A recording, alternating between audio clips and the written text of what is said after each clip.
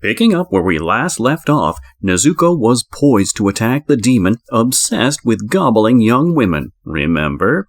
Let's see what happens in this fight between demons. Running towards the demon, Nezuko stomps her foot into the demon only to find it has already disappeared. Asking her to get back, Tanjiro tells Nezuko to stop pursuing the demon.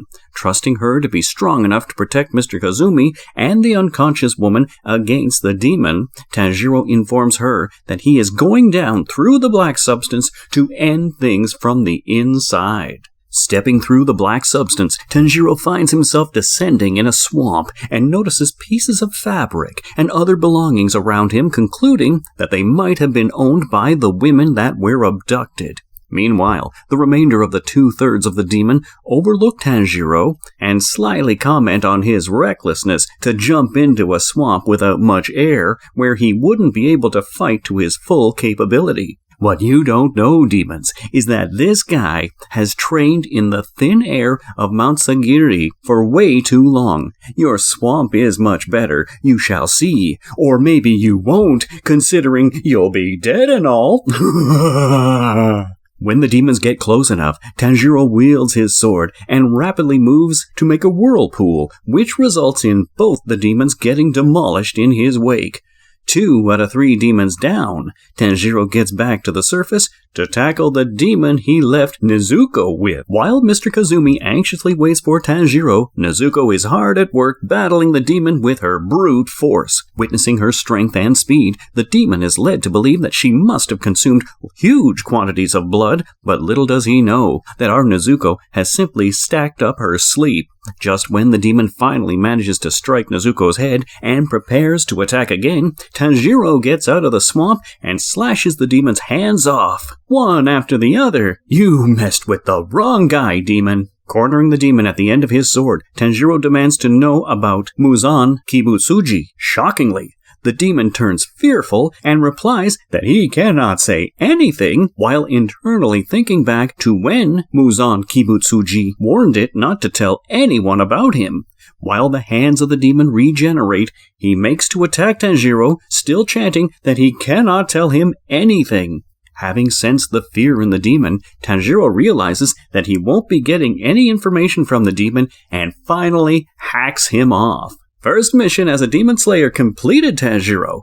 You didn't gain any information, but you still killed 3 demons, man. Oh, well done. Turning around, Tanjiro finds Nezuko asleep. He notices that the cut on her forehead has stopped bleeding and hopes that she is sleeping to regain her energy. After returning Nezuko to her box, Tanjiro speaks to Mr. Kazumi, who is coming to terms with having lost his fiancée.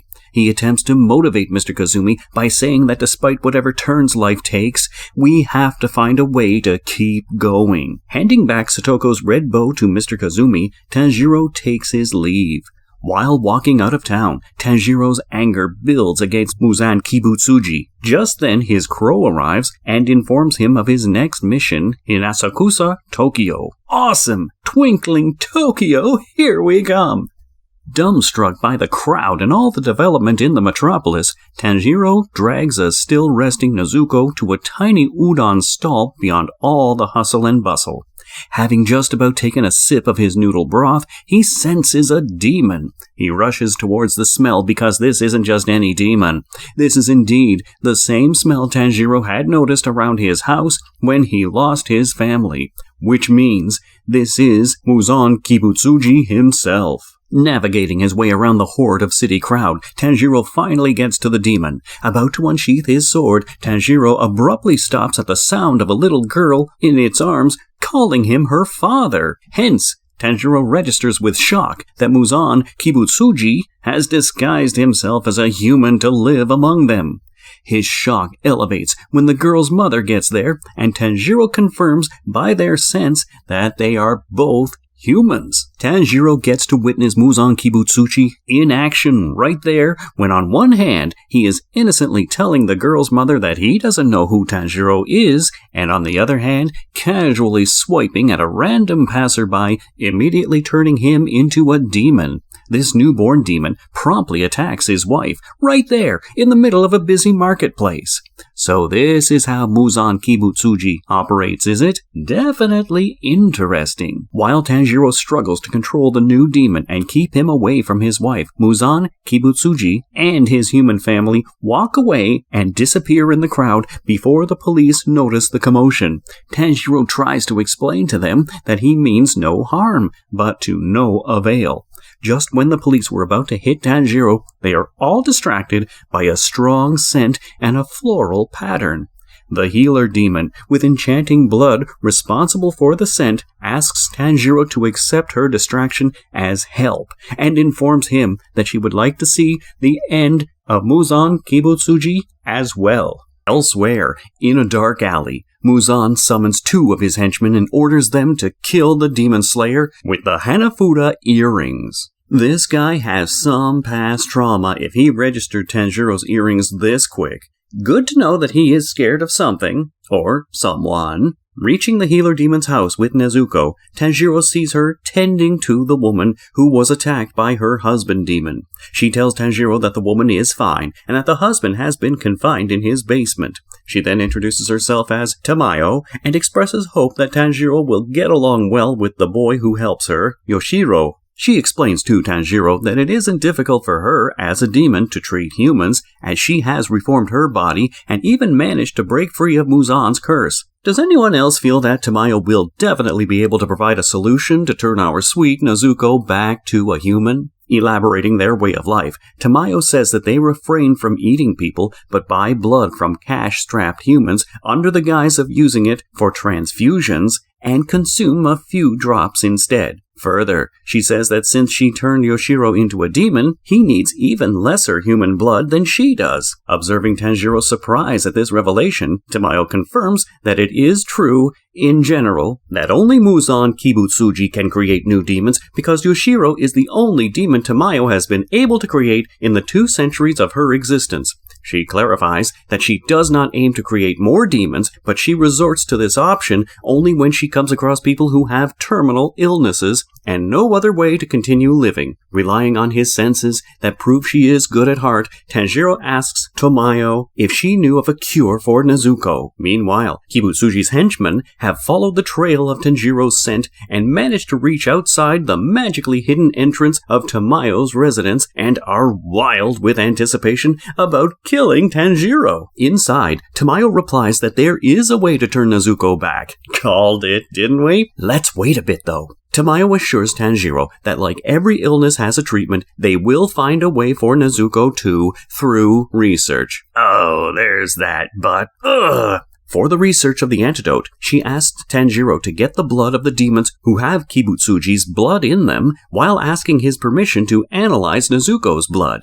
Knowing that gathering blood from demons created by him will be difficult, as they will be as strong as Kibutsuji himself, Tanjiro agrees to help Tamayo for Nezuko's sake. Just then, this peaceful discussion is disturbed by the arrival of Kibutsuji's henchmen, Yahaba and Susamaru. Tanjiro is astonished to witness Susamaru's skills with the handballs that pretty much demolish Tamayo's house. Her wrath is such that one of the handballs beheads Yushiro. Exasperated, Tanjiro asks Nezuko to accompany the woman they saved from her demon husband down to the basement and wait out this crazy hell. Meanwhile, Tanjiro observes that something about the scent of these 2 demons is making his lungs heavy and wonders whether it is a sign of the demon's strength. When Susamaru recognizes Tanjiro by his Hanafuda earrings, he realizes that he is their target. Tanjiro manages to pierce one handball as it comes hurtling towards him, but is shocked to know that the ball can move of its own accord. As Yoshiro's head regenerates, he declares that he will destroy anyone that intrudes his time with Tamayo. All of this excites Susamaru for a fun upcoming fight. Oh, fun it sure will be. For whom? That is to be seen. Susamaru announces that they should all consider themselves lucky for being killed by one of the 12 demon moons. Tamayo quickly explains to Tanjiro that the direct subordinates of Kibutsuji go by that name. Suddenly, Susamaru's body undergoes a transformation, adding a few more arms, and the number of handballs increase as well. This one is surely here to play till she kills everyone, including Tanjiro. Frustrated at seeing Tanjiro helplessly slash his sword at the handballs, Yushiro lends him his sight and yells at Tanjiro to follow the arrows he sees to finish off Susamaru. Thanking Yushiro, Tanjiro finally begins to see the paths taken by the handballs. When Nuzoko appears beside him, he asks her to dispatch the other demon in the trees, Yahaba.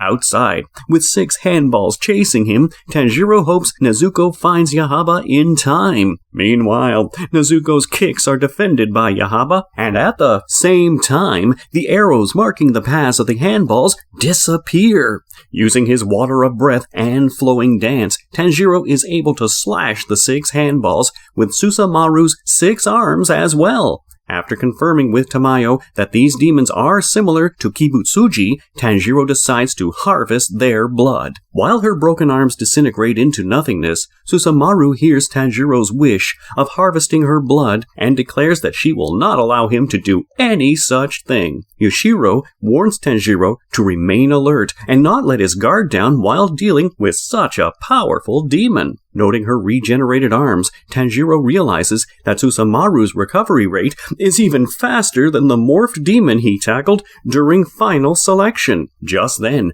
Nuzoko falls down close to Tanjiro, having been struck by Yahaba. Seeing Tanjiro's concern for Nezuko distracting him from the fight, Yushiro suggests to him that he tackle Yahaba and he himself will take on Susamaru with Nezuko. Agreeing with the plan, Tanjiro rushes at Yahaba, all the while thinking that he has to harvest the blood of the demons for Nezuko. At Tanjiro's sight, the eye in Yahaba's palm closes and renders Tanjiro unable to reach Yahaba and instead bounce around the whole place like one of Susamaru's handballs, but he manages to land safely. Meanwhile, Nezuko dodges Susamaru's handballs, and Yushiro uses his skill of going invisible to attack Susamaru. Hearing Tamayo's name from Yushiro, Yahaba and Susamaru realize that their master's traitor would make a great souvenir. Excited, Susamaru launches the handballs again, and this time Nezuko kicks one of them away, just as Yushiro and Tamayo warn her not to. Shockingly, Nezuko loses the leg she kicked the ball with. Oh no, Susamaru, that was dirty. Delighted at this, Susamaru kicks Nezuko back inside the destroyed house and happily relays to Yahaba that going like this, they might be able to present all 4 heads to their master instead of just Tanjiro and Tamayo. Calming her down, Yahaba replies that the other 2 would not be required. Inside the house, Tamayo injects Nezuko with a healing serum, seeing her slow recovery, even as Nezuko sees her mother in Tamayo.